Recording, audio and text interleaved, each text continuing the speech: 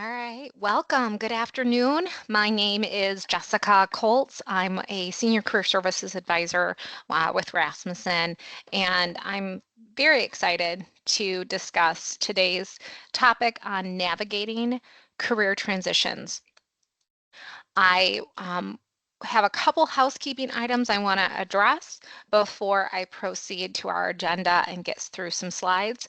We are going to have a live Q&A to wrap things up, but I encourage, as questions pop up or thoughts that you may have during our discussion, that you access the Q&A tab and input questions that questions/comments that you want to share in that Q&A section, and then I will be sure to bring those in to the discussion at the end.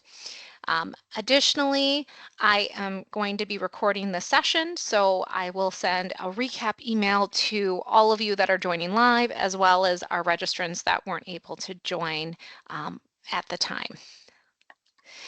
So today's discussion on navigating career transitions is really about the theme of reinvention, how you can reinvent yourself as you find yourself in various scenarios. Maybe you're changing careers, or you are going to be or looking to start a leadership role within the industry you've been in for X amount of time, or you may find yourself re-entering the workforce and looking at how to navigate that after a break in your work experience. And so we're going to talk through those, but we're also going to discuss the necessity of cultivating a growth mindset, really honing into how to effectively navigate that idea of reinvention in order to discover self-fulfillment and growth. And then we are going to dive into those three scenarios I talked about already. Our career changers, those taking on a leadership role or looking to take on a leadership role, as well as those that are re-entering the workforce after a gap.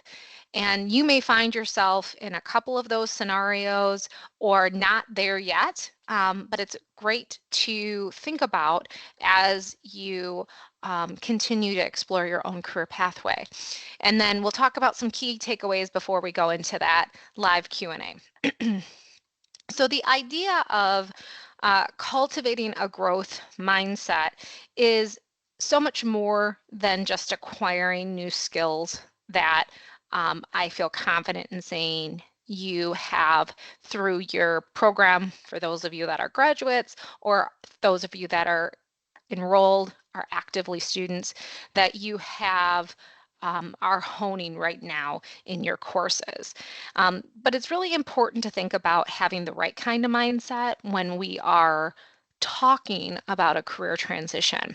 And so a growth mindset in particular really helps overcome components of self-doubt and fear of failure, as well as just the overall discomfort of change and looking at how you can embrace that.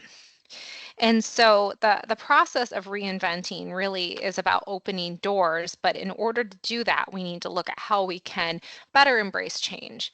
And so it's reframing the transition as an exciting opportunity instead of one of uncertainty and fear, the negative connotation that can come with even just the word transition or change. It's really looking at it as an exciting opportunity for you to grow. And then thinking of how to reword or redirect thoughts that come in, the imposter syndrome, feelings of inadequacy, whether it's that voice in your head that's saying that you can't do it, you can't succeed, or something of that nature. It's those feelings that you just shouldn't persist.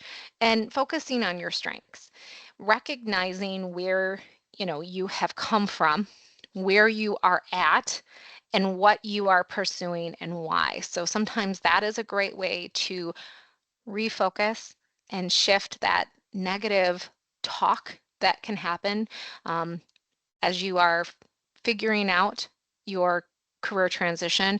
But it's also looking at what you have gained from your life experiences, from your program of study that you have are pursuing or have pursued, and looking at what you've achieved to get to where you're at. And then lastly, it's about your view. You know, I'm not going to lie, it, there are going to be setbacks that you're going to have probably multiple times throughout your career. If you and you probably have experienced some of that already. But it's important to look at it as an opportunity for growth. What are you going to learn from circumstances and setbacks and obstacles? You can either stop or you can persist. And I can tell you personally, I have found that I have grown more from setbacks than even from achievements.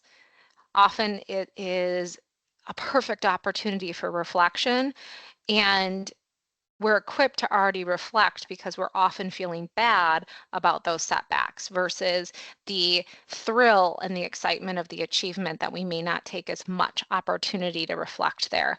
So let's think about setbacks as learning experiences and as opportunities for growth. And so those are three ways to kind of cultivate the right mindset, if you will, as you persist on to this new chapter in your career or the start of your career. Navigating reinvention in and of itself can seem daunting. And so I wanted to break it down into a couple tangible pieces as you consider what this is going to look like for you.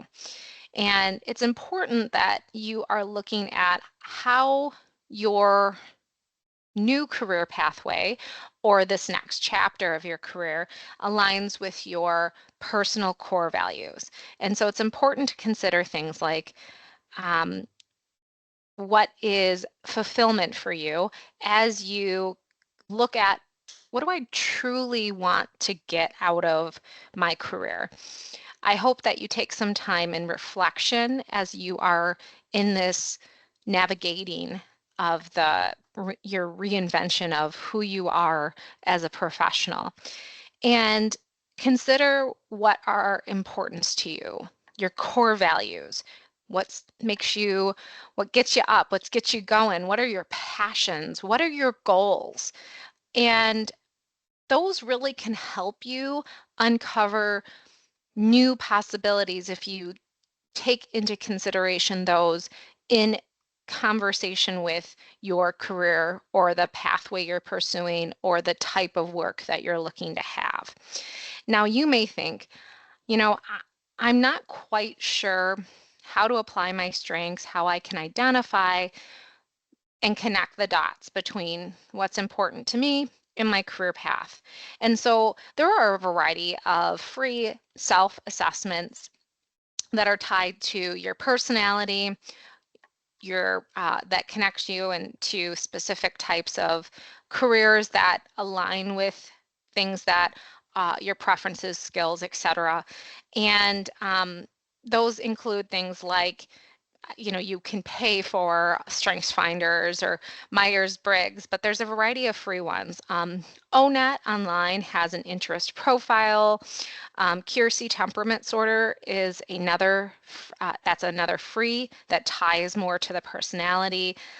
Monster Jobs has a career quiz, and then Career Fitter are others. I mean, there's more, but my suggestion to you would be to just explore what are some free options and see what nuggets, what kind of takeaways you can get that can help you then apply to your career path you are currently pursuing. And don't be alarmed if they're inconsistent. Again, it's just a way for you to think about what skills you have, opportunities that seem to align with it. And so it's great to get those kind of nuggets and have that type of self-reflection. And then consider new roles. And what I mean by that is everything is ever changing in the workforce, especially with technology. I mean, AI is blowing up and impacting, disrupting in some ways, a lot of different industries, but in a good way, ultimately. And so when we think about like aspects of AI, it's being able to understand what are some of the emerging job opportunities because of the implications of things like technology and AI. And you can navigate that through LinkedIn. So if you have a LinkedIn profile, um, great. If you don't, not to worry. We have some great tools that I'll include in a recap email for you to get started. But looking at it, how you can not just build those connections, but connect directly with employers. And then a great way to do networking is and understanding your industry is through what we call information interviewing. And information interviewing is when you engage in an employer contact, a professional contact, and you ask questions about the industry you're pursuing. So let's say it's health information. It would be discussing implications of ICD changes and coding and, things like that. How are the implications of AI impacting the health information industry, and looking at getting some feedback from someone, boots on the ground, and can share implications, at least as it relates to through their eyes and through their employer. So those are great ways for you to consider new roles, different avenues that you can pursue. And really, this all should lead to then a opportunity for you to discover fulfillment. Because if you're aligning your career pathway with your core values, and you are having that right growth mindset, then you should ultimately feel successful in and fulfillment in your career. And so when we think about how to better discover that fulfillment, it's taking what you've gained from your navigating that reinvention and that right growth mindset so that you can focus on your personal growth, and celebrating the stepping stones along the way as you navigate the transition. It's not a destination. Your career isn't going from A to B. You're going to go from A to Q to R to T, backwards, forwards, before you get to, it's not just a linear approach. And so it's important that as you navigate this, you're celebrating earning that credential. You're celebrating, taking advantage of commencement, and you are celebrating when you are building your network and those types of things. And so you're focusing on the process versus just that end goal. So celebrating that moment, celebrating the journey. And then when I talk about aligning a career with purpose, it's taking into consideration those core values that you have. We probably can all know someone, whether it's ourselves or someone that is important to us in our lives, that are not in the right fit for their career right now. And that's okay, to recognize that, but it's important that you celebrate that, hey, this isn't aligning with where I'm at, and looking at what would better align with who you are in order to get greater satisfaction and happiness. So it's putting essentially into action what we just talked about by identifying, what yourself through those self-assessments and your evaluation of what's important to you to make sure that they match up with the exact career path that you're pursuing. And then making sure that along the way you are setting and, if necessary, adjusting your goals and recognizing that things are going to possibly change frequently. They may not. I know that I've had conversations with graduates in the past that they were dead set. I'm going to get my ADN. I am going to pass my NCLEX and get my RN, and I'm going to work in the ED, and that's where they find themselves, or in labor and delivery. Or I'm, going to get my RHIT. I'm going to start working as, a coder, an outpatient coder or something like that. And so I'm just giving a couple examples for you just to note that, yeah, sometimes that can happen, but also it can be that someone thinks that they're going to go into one avenue and they find themselves shifting and recognizing, especially for a career like, hey, I'm getting my, business management. I think I want to be an entrepreneur, and then finding yourself very happy leading a team for a corporation. So making sure that you are setting those goals, adjusting to them, and that you are finding those as a way that can challenge you, push you to success, and then inspire you to get there.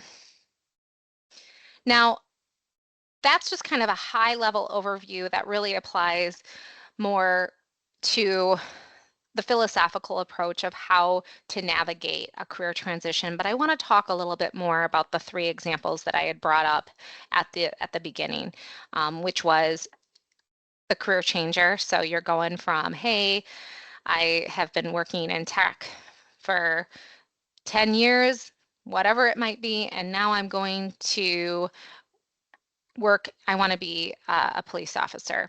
Or I've been working in business management and I'm shifting gears. I want to be a paralegal. So, shifting transitions, the career changers, those that are re-entering the workforce, and then again, pursuing that leadership role. I do want to pause there and say again, don't forget to input questions as they pop up in that Q&A so that we can have some discussion here as we wrap things up. But I wanted to kind of go into a little bit more of that deeper dive for specifically changing industries. So when we're thinking about what do I need to consider, it's again what you bring to the table.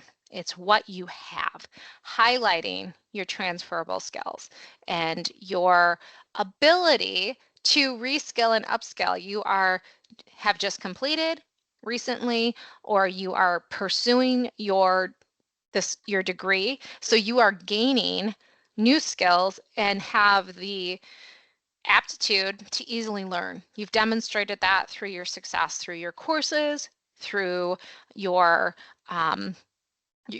program. And so being able to highlight the skills that you've gained that are transferable. Again, those are skills that are embedded in all of our programs.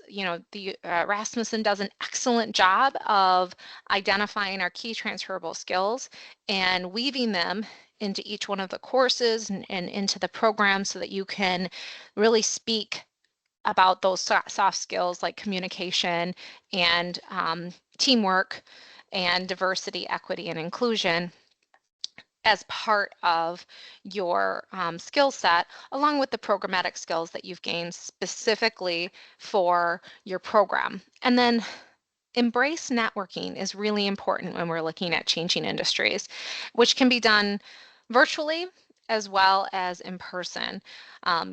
You're doing that through your courses, as you engage with classmates in those discussion posts. This is a great way to build your network, connecting with them through LinkedIn, your faculty, your program directors and academic leads, as well as looking at opportunities to network then outside your courses. So looking very specifically at connecting with employers that are highly of interest to you through LinkedIn, or going to a networking event through a chamber of commerce or something of that manner. All right. As we look at really the next type of scenario I wanted to talk about, it's when you find yourself eager to take that next step. You either have hit or recognize that you will be hitting a glass ceiling. So you've pursued your education, your credential, so that you can find yourself onto that next chapter of your career into a more leadership role. And I do want to say leadership is different than management. And so I'm not suggesting that you aren't aware of that necessarily, but I think it's important to think about a leadership mindset versus just the position itself. And so it's really about going from the contributor, your frontline component, what you may currently find yourself in right now, for those of you that are looking to pursue this, into thinking at how you are able to be more strategic in your approach and inspire. Leading is about inspiring others, right? That's really ultimately what we think of a good leader, an effective leader. And so identify and think about times that you've done it. I'm telling you, whether you find yourself physically leading a team, managing a team in a role that is a leadership position at an employer or not, I have a feeling you probably have found yourself in multiple situations where you have inspired others. Think of team projects. Think of if you have a family, your children, maybe your spouse, thinking of how you have successfully inspired others to achieve a set goal. And that's really important to think about as you are looking at moving into this role. And the importance of skills is so much more than or is not nearly as much as the importance of the EQ, that emotional intelligence, that emotional quotient, and not only recognizing how you are able to reflect and monitor your emotions, but also that of the said team you're going to be leading. And so really being able to identify and understand the importance of managing emotions, not just for yourself, but also for others. And then I would be remiss if I didn't talk about the importance of delegation and empowerment. Again, it is important to, as a leader, the most effective leaders are ones that effectively delegate and recognize the strengths of the team with which they're leading so that they can achieve that goal.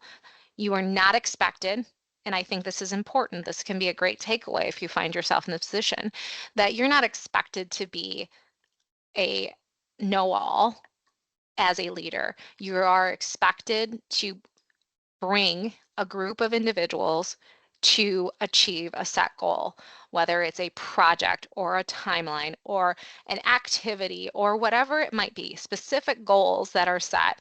And that is the importance. So it's important to be able to effectively delegate, evaluate those around you, and then empower them so that you can lead to success. And then for those of you that find yourself returning to work, again, maybe it's a combination of these so you can apply these scenarios in a variety of ways. It's also being able to overcome gaps in experience. And in order to do that effectively, it's shifting the gap and thinking of what have you done during that time and making it so that it's a reframe of the break. So if the reason that you took a break tied to something related to, health or something like that, what did you gain from it?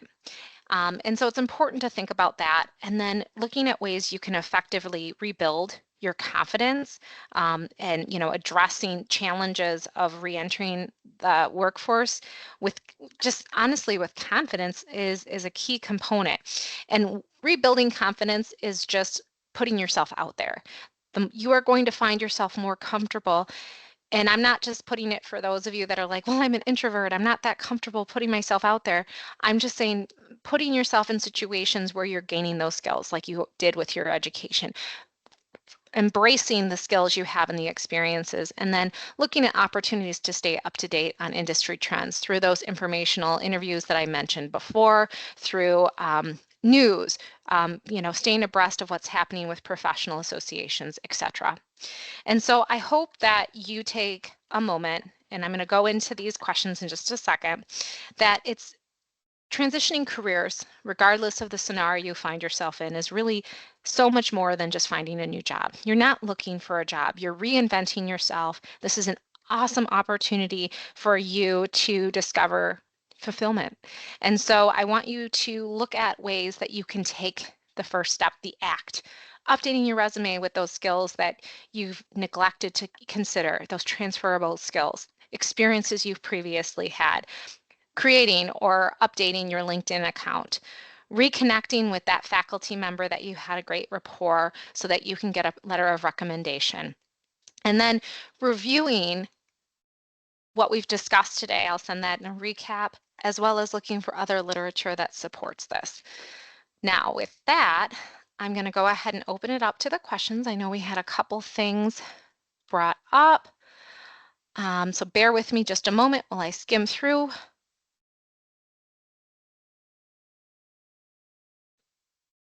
All right, so I will address, so one of the questions is very specific, so I will address this to this direct person off. But if you find yourself in a predicament where you're just not sure exactly what you do and you feel like you're being pulled in two separate directions, I would look at identifying what you ultimately want in terms of your end goal. So Evan, go ahead and please input your question in the Q&A. I'm not able to unmute you, so please input your question in the Q&A. So for example, if you find yourself have earned an associate's degree and you're determining what a couple different bachelor's or what makes the most sense, I think it's important for you to identify what your end goal is.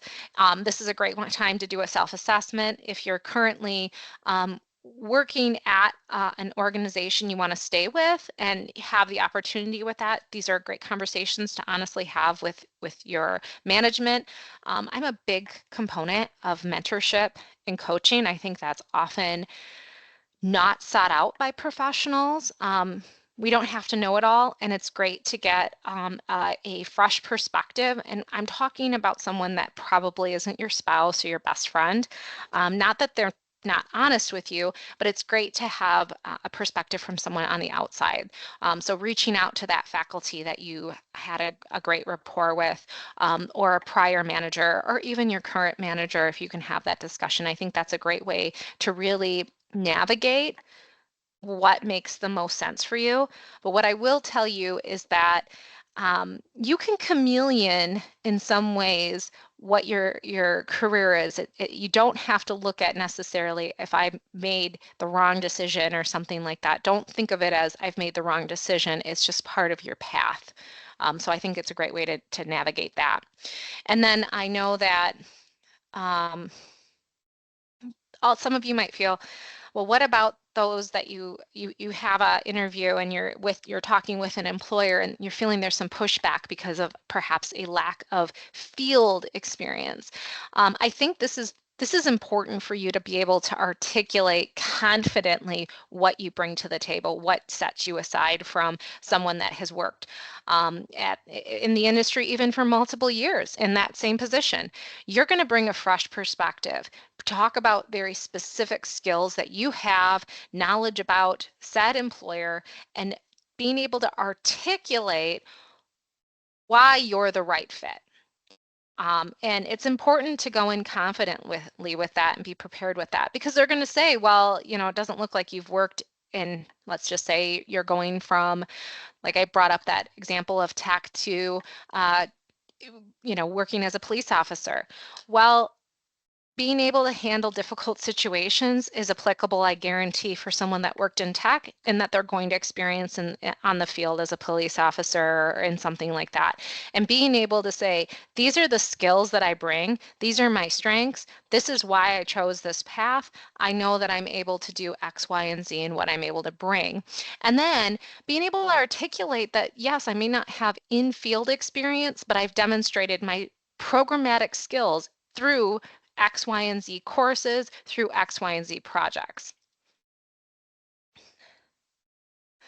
And then,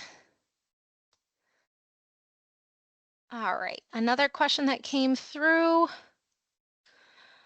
And for those of you that need to jump off, we are at 12:30, just after. You're welcome to stay. I'm going to wrap it up, but if you aren't, I will again share this recording.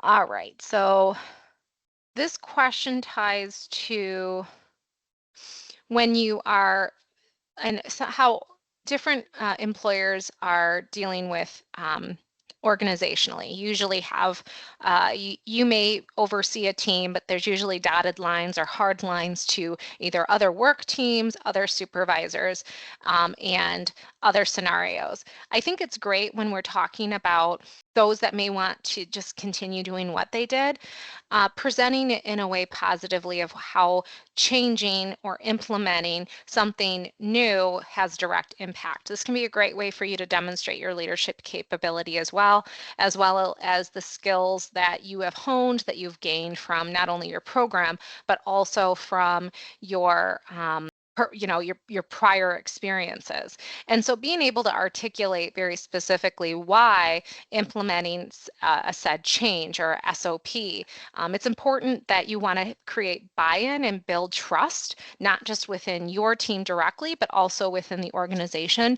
So bringing in facts, data, as well as reasons why it is important to suggest these changes. And sometimes, the pushback is going to require you to skip a level, and being confident in saying that, these are why you've shared it with said team, and being able to go through there. I did also see, I know someone had emailed me, it looks like they were having difficulty. There is the Q&A function. I'm actually going through it right now with a couple questions. If anyone's having difficulty, you should be able to navigate at the top panel, so that there's a actual Q&A versus a chat. If you don't, not to worry. Any questions that you have, you can email me directly. I wanted to see if there was anything else that came through. And for those of you that asked questions, I want to make sure I did. It looks like I have one more that came through. So ghosting, yeah. So ghosting after interview is a real thing that can happen, or it can, and some of it is politics, some of it is, and when I say politics, it can just be that the hiring process can be very long. It's important to be able to provide and do effective follow-up. So if you find yourself really feeling fantastic about interviews and how you've shared, make sure you're doing effective follow-up. So doing an immediate follow-up after said interview, recapping what you gleaned from the interview and why you find yourself as it is most evidently the best fit for you. And then appropriate follow-up is, I always say, 1 to 2 weeks. So in the interview, it's going to be best practice that you ask what the next step would look like.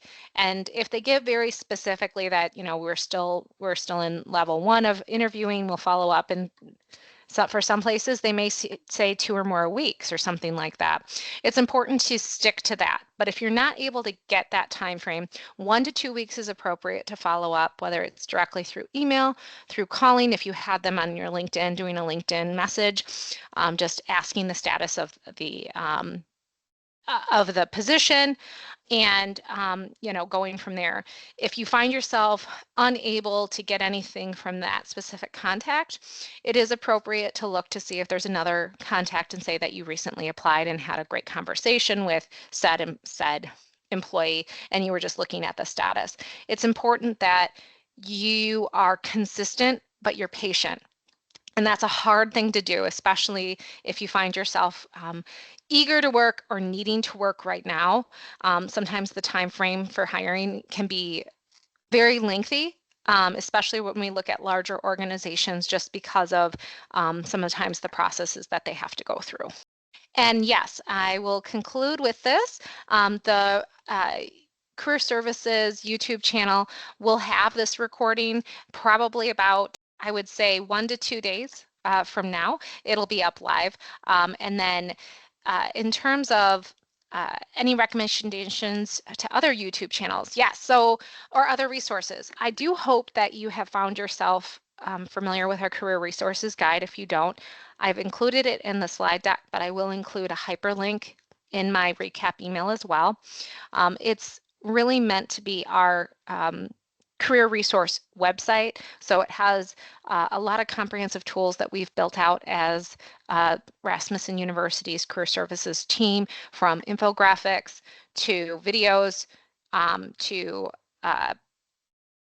little social clips that you can access, tips, and then you're able to access our YouTube channel, Handshake, which is our virtual job board, Hiration, which is our resume building, interview prep, AI-powered interview prep and resume building tool, and then a lot of other recommended resources and sites. So Nicholas, be on the lookout for that.